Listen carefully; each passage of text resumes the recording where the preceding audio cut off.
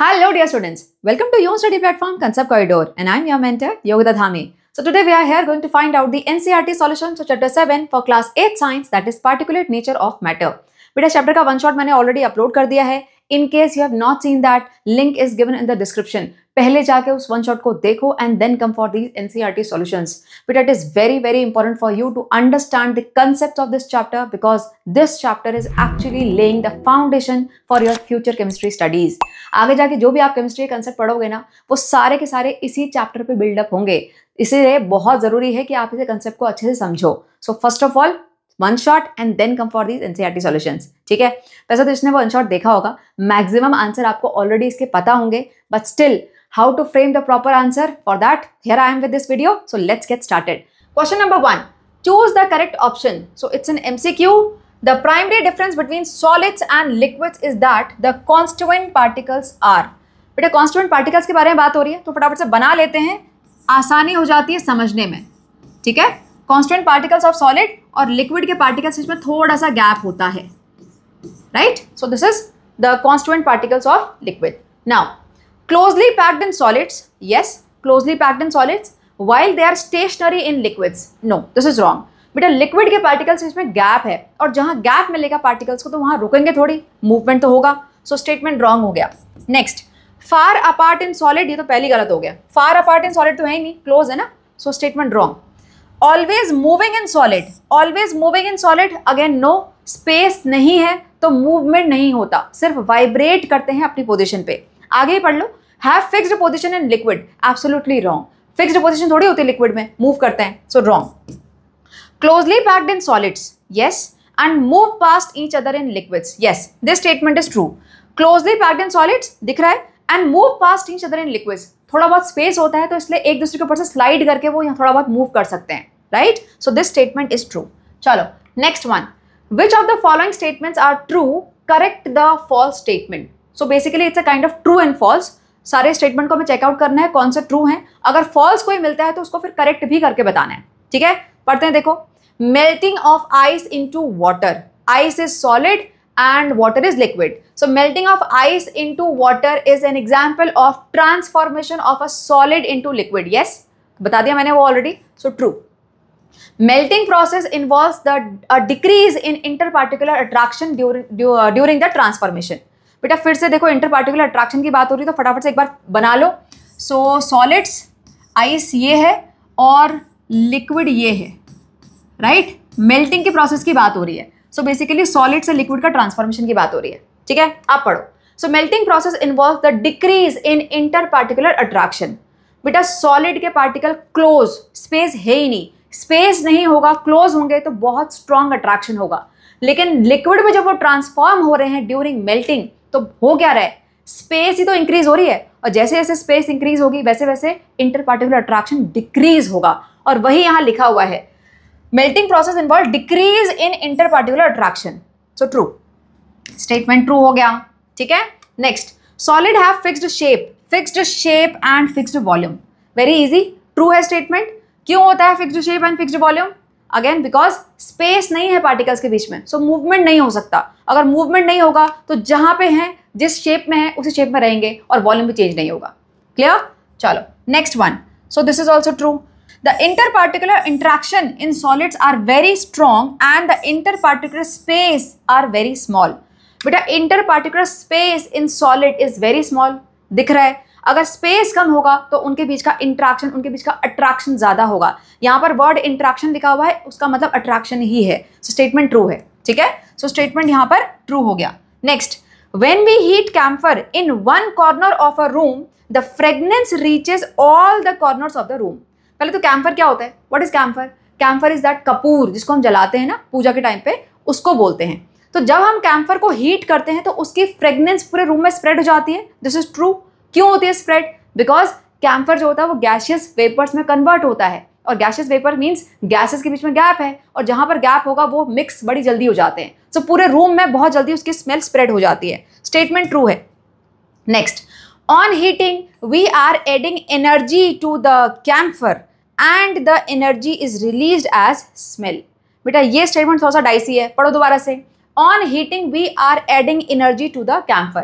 आपको पता होना चाहिए चैप्टर में मैंने बताया था, यहाँ पर ये जो पूरा ट्रांसफॉर्मेशन हो रहा है solid to liquid, liquid to gas, it is all because of the heat energy, है ना। तो यहाँ पर होता क्या है, जो कैम्फर है वो सॉलिड फॉर्म में होता है। अच्छा, आपको एक चीज यहाँ पहले पता होनी चाहिए बेटा, camphor which is solid directly goes to the gaseous form, वो लिक्विड फॉर्म में ट्रांसफर नहीं होता हीट करने के बाद, ठीक है। तो इस प्रोसेस को बोला जाता है सब्लिमेशन। कभी सीनियर क्लास में जाओगे तब पढ़ोगे, अभी के लिए लिखने की जरूरत नहीं है, अभी आप समझो कंसेप्ट को। यहाँ लिखा हुआ है on heating we are adding energy to the camphor.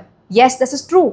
हम यहाँ पे जब हीट इसको प्रोवाइड करवा रहे हैं तो वो हीट किसके पास जा रही है, वो हीट जा रही है पार्टिकल्स के पास, किसके, कैम्फर के, ठीक है। So we are providing heat energy to the camphor particles. Now after that what is happening, after that यहाँ लिखा हुआ है the energy is released as smell.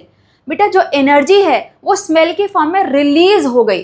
This is not true. Smell कोई एनर्जी नहीं है, स्मेल तो senses से होता है, राइट। ये एनर्जी गई कहाँ, ये जो एनर्जी थी हीट एनर्जी पार्टिकल्स के पास, वो एक्चुअली उसके वजह से जो पार्टिकल्स थे वो गैसियस फॉर्म में टर्न हुए। Got it. सो बेसिकली जो एनर्जी पार्टिकल्स को भी हमने ऐड करवाई, उसकी वजह से solid particles converted into vapours, gaseous form, and that gaseous form spread in the whole room because that mixed with the air, and that's why we can smell उस वजह से आ रही है। Am I clear? तो इसको answer को कैसे हम प्रॉपर लिख सकते हैं, on heating we are adding energy to the camphor। ये तो स्टेटमेंट में पहले से लिखा हुआ है, this is true, which changes it into the vapors, जिसके वजह से कैम्फर वेपर में चेंज हो गया है। Clear? Now these vapors mixes with air and spread to give the smell in the room। इसके वजह से, क्योंकि वो वेपर में टर्न हो गया है, वो वेपर मिक्स हो रहे हैं एयर के साथ, इसकी वजह से स्मेल आ रही है, ठीक है। वो एनर्जी स्मेल की फॉर्म में रिलीज नहीं हो रही है। Am I clear? So statement यहाँ पर फॉल्स है और इसका ट्रू स्टेटमेंट ये मैंने वहां पे लिख के दिया हुआ है। क्लियर? चलो next one, choose the correct answer with justification. Okay, if we could remove all the constituent particles from the chair, what would happen? बेटा चेयर है, अगर हम उसके सारे के सारे constituent particles को निकाल सकते तो क्या होता। बेटा चेयर के सारे ही constituent particles को निकाल दोगे तो क्या बचेगा, कुछ भी नहीं। अच्छा, nothing will change, no, everything will change। chair will weigh less due to lost particles।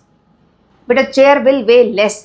देखो अगर यहाँ लिखा होता ना कि we could remove some particles of chair, तो फिर वहां पर वेट कम हो जाता। मान लो 100 पार्टिकल से चेयर बनी, उसमें से हमने 20 निकाल दिए तो वेट कम हो जाएगा ना। तो हम यहां तब लिखते कि चेयर का वेट कम हो जाता। लेकिन क्वेश्चन में दिया हुआ है अगर हम उसके सारे के सारे ऑल द कॉन्स्टिट्यूएंट पार्टिकल्स को अगर निकाल सकते तब क्या होता, nothing of chair will remain. Yes, this is true, nothing of chair will remain. बेटा chair is a matter is made up of constituent particles. अब मैटर के सारे ही कॉन्स्टेंट पार्टिकल को अगर हटा दिया, निकाल दिया, तो बचेगा क्या, कुछ भी नहीं बचेगा, isn't it? देखो आंसर कैसे लिखोगे इसका, if तो लिखा ही नहीं है। If we could remove all the constituent particles from a chair, nothing of chair will remain। Now why? Justify भी तो करना है, justification देना है। बताओ कैसे लिखोगे, chair is a matter which is made up of tiny constituent particles। ठीक है, now these particles together forms the chair, they give the shape, size, weight, everything is because of the constituent particles। ठीक है, now if all these particles are removed then there will be no matter left in the chair। chair का matter ही नहीं बचेगा, so hence nothing of the chair will remain। Am I clear? easy है वैसे तो। चलो next one, why do gases mix easily while solids do not? gases बहुत जल्दी mix हो जाती हैं बेटा, लेकिन solids नहीं हो सकते। क्यों नहीं हो सकते, बताओ क्यों नहीं हो सकते। इस टाइप के किसी भी क्वेश्चन का आंसर करने के लिए अगेन पार्टिकुलेट स्ट्रक्चर को दिमाग में रखना है। सॉलिड्स का पार्टिकुलेट स्ट्रक्चर ये होता है और गैसेस का पार्टिकुलेट स्ट्रक्चर ये है। अब बताओ आंसर। बेटा कहीं पर भी अगर ये मिक्सचर वाला, मूवमेंट वाला क्वेश्चन आए तो आपको अपना आंसर स्टार्ट करना है स्पेस के साथ। Gases particle lots of space मतलब वेरी लेस अट्रैक्शन। जहां पर attraction come, they can move freely. Now, if they can move freely and having lots of space, so they can mix with each other. Got it? Solids में आ जाओ, no space, very strong force of attraction, they cannot move at all। जहाँ पे movement नहीं होगा तो वहाँ mixing भी नहीं हो सकती। ठीक है, बस यही आंसर है। अब देखो फ्रेम कैसे करेंगे आंसर को। Gas particles have lots of interparticle space and very less force of attraction. So gas particles can move freely in all direction and they can spread and mix quickly। Now what happens in solid? Solid particles has very less interparticle space, so very high force of attraction. ये तो बिल्कुल fix है, जहां पर space कम वहां पर attraction ज्यादा. Next, so the solid particles cannot move freely, they can only vibrate in their fixed position. That's why solids do not mix. Clear? अब बेटा अगर किसी को आंसर बड़ा लंबा सा लग रहा है, टफ लग रहा है, तो इसके लिए मैंने एक शॉर्ट छोटा वाला आंसर भी लिख के दिया हुआ है, आप इसको भी एग्जाम में लिख सकते हो अगर 2 मार्कर का क्वेश्चन आता है. ठीक है, देखो, gases mix easily because their particles are far and can move freely in all direction. ठीक है, now solid particles are very close to each other and can not move from their space, so solids can not mix easily. Am I clear? So basically हमने यहाँ पर सिर्फ एक part को कम कर दिया, ये इंट्रैक्शन वाला, हमने सीधे स्पेस और मूवमेंट को रिलेट कर दिया. क्लियर? दोनों ही आंसर बिल्कुल करेक्ट है. ठीक है, चलो next one. When spilled on the table, milk in a glass tumbler flows and spreads out, but the glass tumbler stays in the same shape. Justify this statement. Okay, बेटा milk अगर glass tumbler में रखा हुआ है और अगर वो गिर गया, अगर ग्लास टम्बलर गिर गया तो मिल्क पूरा का पूरा स्प्रेड हो जाता है टेबल पे, लेकिन जो ग्लास टम्बलर है वो बिल्कुल जैसा था वैसा का वैसा रहता है, अपने ही शेप में रहता है. Right, same shape. Now justify the statement. अब बताओ, milk liquid and glass tumbler solid. Again किस बात पे आंसर होगा? लिक्विड पार्टिकल के बीच में स्पेस होता है, जहां पर स्पेस होगा वहां पर मूवमेंट होगा तो they can flow. So that's why milk can flow. But solid particles means glass tumbler which is a solid, particles are very close to each other, they can not move at all, so it will retain its shape. Clear? देखो फिर से answer आपका कहां से start हो रहा है? Inter particle space से. ठीक है, आंसर देखो, milk in glass tumbler is a liquid, the particles of liquid have space between them so they can flow. ठीक है, but the glass tumbler is a solid. The particles of solid are fixed at their position because of very less space and very high force of attraction between the particles. क्योंकि उनके बीच का जो space है वो बड़ा कम होता है, जिसकी वजह से अट्रैक्शन ज्यादा होता है. Now that is why milk is spilled while glass tumblers stay in the same shape. Am I clear? चलो next one. Represent diagrammatically the change in the arrangement of particles as ice melts and transforms into water vapor. Okay, बेटा ice melts and transform into water vapor. So basically ice की melting होगी water में, फिर water से transformation होगा water vapor में. So basically all 3 states, solid to liquid, liquid to gas, उसका आपको यहाँ पर diagrammatic representation देना है particle के arrangement का. So basically particle का arrangement दिखाना है. ठीक है, और अगर आपने वन शॉट देखा है सो यू नो, वहां पर ने प्रॉपर एक्सप्लेन किया था बेटा. ठीक है, देखो क्या करना है यहाँ पर. So diagrammatic representation of particles of solid state. ठीक है, अब क्योंकि यहाँ मेल्टिंग की प्रोसेस है, इसका मतलब आपको हीट दिखाना पड़ेगा. सो हम हीट इंक्रीज दिखाएंगे, इंक्रीज इन टेम्परेचर. अगर आइस के पार्टिकल को हमने हीट दिया यानी टेम्परेचर इंक्रीज किया तो क्या होगा? वाइब्रेशन स्टार्ट होगा और एक ऐसा पॉइंट आएगा जहां पर ये ट्रांसफॉर्म हो जाएंगे लिक्विड स्टेट में. सो मेल्टिंग की प्रोसेस. राइट, ये बन गए वाटर, फिर हमने इसको कंटिन्यूस हीट प्रोवाइड करवाई तो अगेन मूवमेंट तो और बढ़ेगा. राइट, सो फिर और रैंडम मूवमेंट होगा और रैंडम मूवमेंट के बाद यही ट्रांसफर किसमें हो जाएगा? वाटर वेपर्स में. So this is the diagrammatic representation of this arrangement of the particles as ice melts and transform into water vapor. So 3 states of matter are shown here. Am I clear? यही diagram बनाना है आपको. Understood? चलो next one. Draw a picture representing particles present in the following. बेटा देखो हर जगह पर particle का representation आ रहा है, सो ये आपको बनाना आना चाहिए. ठीक है, देखो aluminium foil is a solid. Right, तो सॉलिड का रिप्रेजेंटेशन ग्लिसरीन लिक्विड होता है बेटा, glycerine is a liquid. So liquid and methane gas. Methane आपको फॉर्मूला नहीं पता लेकिन गैस तो लिखा हुआ है ना, तो methane is obviously a gaseous form. तो यानी बेसिकली आपको सॉलिड, लिक्विड एंड गैसियस का आपको यहाँ पर क्या बनाना है? पार्टिकल वाला रिप्रेजेंटेशन बनाना है. ठीक है, so same aluminium foil solid representation. आप चाहो तो यहाँ पर सिंपल एक लेयर ही बना सकते हो क्योंकि बहुत थिन होता है ना, लेकिन उस थिन लेयर में बहुत सारी लेयर्स होती हैं सॉलिड्स की, सो दैट्स वाई ऐसे बनाया मैंने. ग्लिसरीन, ग्लिसरीन लिक्विड फॉर्म में है, सो इस तरह से बनेगा. And methane gas something like this. Clear? So basically क्या डिफरेंस है, आपको वो दिखाना है कि स्पेस का डिफरेंस कैसे जा रहा है. ठीक है, चलो next one. Observe figure 7.16a, 7.16 का a, this one, which shows the image of a candle that was just extinguished after burning for some time. Identify different states of the wax in the figure and match them with figure 7.16b, this one showing the arrangement of the particles. Okay, बेटे candle है जिसको अभी अभी just बुझाया है, जली थी और अभी अभी बुझा रखा है. तो उस टाइम पे अगर आपने तुरंत कैंडल को बुझाया हो, इसका मतलब उसमें थोड़ी बहुत हीट एनर्जी रिटेन रहती है, राइट? अब यहाँ पर अगर हीट एनर्जी है तो और आपने अभी बुझा रखा है, तो यहाँ पर जो वेपराइज्ड फॉर्म में वैक्स होंगे वो हैं जिसकी वजह से आपको स्मोक दिखाई देता है. उसके बाद अगर यहाँ पर अभी बुझी है तो थोड़ी बहुत हीट एनर्जी की वजह से जो वैक्स है वो मेल्टेड फॉर्म में तो होगी, राइट? इस जगह पे मेल्टेड फॉर्म में वैक्स मिल जाएगी आपको, और उसके अलावा नीचे सॉलिड फॉर्म ऑफ वैक्स तो है ही, राइट? तो 3 states of wax are present here in this picture. अब आपको इसी को मैच करना है पार्टिकुलेट वाले स्ट्रक्चर के साथ. ठीक है, देखो कैसे करोगे. Let's say this is the candle और ये हैं आपके 3 particulate states. This one lots of space, obviously gas. तो ये वाला, ये इससे मैच हो रहा है. ये है क्या, ये है आपका वेपराइज्ड वैक्स, वेपराइज्ड वैक्स. ये वाला जो ये सेंटर वाला पार्ट है जो येलो दिख रहा है जो मेल्टेड फॉर्म में है, it is showing this one, and this is the melted wax which is showing the liquid state, and here this is the solid wax, solid wax. Clear? So this way we have to match with the particulate structure again. Clear? Chalo, next one. Why does water in the ocean taste salty even though salt is not visible? Explain. बेटा ocean water salty test करता है, क्यों करता है? क्योंकि उसमें obviously salt dissolve होता है ना? लेकिन हमको वो सॉल्ट दिखाई नहीं देता, सॉल्ट इज नॉट विजिबल. इस बात को आपको एक्सप्लेन करना है. अब बताओ क्यों नहीं दिखाई देता? बिकॉज जब भी कोई चीज डिसॉल्व होती है तो वो क्यों हो रही है डिसॉल्व?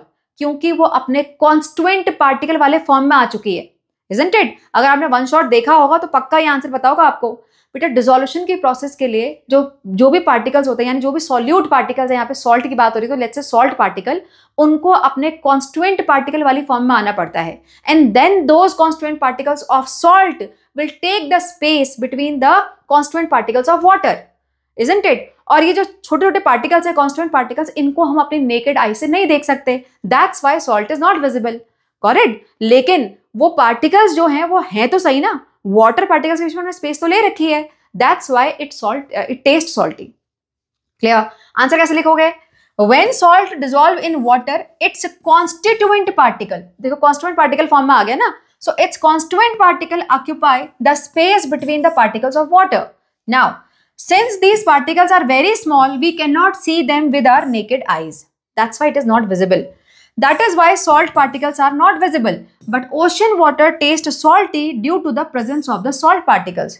Salt particle present तो है ना, क्योंकि उन्होंने space ले ली है water particle के बीच में. That's why it tastes salty. Clear? Easy है? चलो. Next question and the last one. Grains of rice and rice flour take the shape of the container when placed in different jars. Are they solids or liquids? Explain. बेटा बहुत conceptual question है ये. ध्यान से पढ़ो. Grains of rice. अब पहले grains of rice बनाते हैं यहाँ पर. ये देखो. Let's say this is the grains of rice. अब एग्जैक्ट शेप बन रहा नहीं बन रहा, लेकिन मान लो है. ठीक है, कुछ इस टाइप से होते हैं. Let's say these are the grains of rice, और ये है आपके राइस फ्लोर. अब राइस फ्लोर को तो हम डॉट से ही बना सकते हैं, और तो कोई शेप बना नहीं सकते, हमको तो वही दिखाई देता है ना.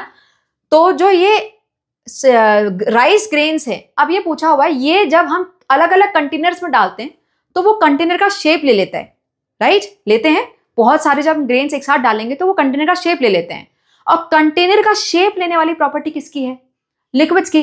Liquids do not have any shape, they take the shape of the container. पढ़ा था ये. तो अब इस बात पे जस्टिफाई करना है कि ये सॉलिड में आएंगे कि लिक्विड में आएंगे. बताओ किस में आएंगे? बेटा जब हम ग्रेन्स की बात कर रहे हैं, लेट्स से हम 1 ग्रेन की बात कर रहे हैं, इस ग्रेन की, ये वाला, ये फर्स्ट नंबर का ग्रेन ये वाला है, तो अगर ये राइस का ग्रेन का this particular shape is there, अब आप इस ग्रेन को किसी भी कंटेनर में डाल लो, ये शेप चेंज होगा क्या? नहीं होगा ना. This shape will remain as it is. जो ये वॉल्यूम, जो ये स्पेस ऑक्यूपाई कर रहा है वो उतना का उतना ही रहेगा, चाहे आप किसी भी कंटेनर में डाल लो.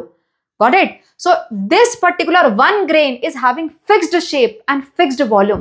That is the property of solid. So हम क्या बोलेंगे, ये जो पार्टिकल्स हैं राइस के या फिर पार्टिकल्स हैं इस राइस फ्लोर के, ये क्योंकि अपना शेप एंड साइज रिटेन करते हैं भले ही वो कहीं भी चले जाएं, that's why they are solid. ठीक है. Now why they are flowing then? बेटा फ्लो जो है वो पूरा स्टैक कर रहा है राइस का या फिर राइस फ्लोर का. वो सिर्फ एक ग्रेन नहीं कर रहा. ऐसा नहीं हो रहा कि ये जो ग्रेन था वो फ्लो होके कुछ इस टाइप का हो गया, ऐसा थोड़ी हो रहा है ना. ये जो बहुत सारा स्टैक था, बहुत सारा एक गैदर किया हमने राइस ग्रेन्स को, वो जाके फ्लो हो रहे हैं ना. वो फ्लो क्यों हो रहे हैं? क्योंकि उनके बीच में स्पेस है. वो जो राइस के ग्रेन्स हैं वो आपस में जुड़े नहीं हुए हैं, they are not stick together. Clear? So solid हैं आपके राइस या फिर राइस फ्लोर के पार्टिकल्स. देखो आंसर कैसे लिखोगे, grains of rice and rice flour are solids. ठीक है. अब जस्टिफाई करो क्यों. Each grain or the particle of rice and flour has a definite shape and volume, which are the properties of the solids. इसीलिए वो solid है. ये fixed volume और fixed shape सिर्फ और सिर्फ solids में हो सकता है. That's why they are solid. ठीक है. Now why they are flowing, इसका आंसर लिखना पड़ेगा. When many such grains or particles are kept together, they do not stick to each other. एक दूसरे जुड़े नहीं हुए हैं. And they can move freely. जहां पर कोई अट्रैक्शन नहीं, जहां पर कोई इंट्रैक्शन नहीं है पार्टिकल्स के बीच में, वहां पे फ्री फ्लो होगा. Now because of this the whole collection of grain और the flour appear to flow and take the shape of the container. बेटा पूरा कलेक्शन एक साथ वो फ्लो होता है, अकेला ग्रेन फ्लो नहीं होता है. ठीक है. Now however each particle itself is solid, so that's why they are not liquid.